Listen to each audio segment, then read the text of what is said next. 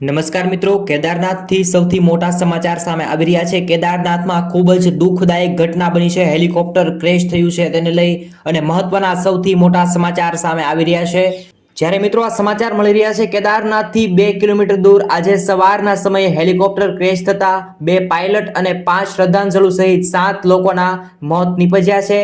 જે શ્રદ્ધાંજલુના મોત નીપજ્યા છે, કેદારનાથમાં જે ઘટના બની છે તેમાં ભાવનગર જિલ્લાની 3 યુવતીઓ સામેલ હતી, જેમાં તેના નામ સામે આવ્યા છે ઉર્વી જયેશભાઈ બારડ અને કૃતિ કમલેશભાઈ બારડ। બંને પિતરાઈ બહેનો હોવાનું જાણવા મળી રહ્યું છે અને બંને ભાવનગરના દેસાઈનગરના છે અને હાલમાં કેદારનાથથી મિત્રો ખૂબ જ દુઃખદાયક સમાચાર સામે આવી રહ્યા છે।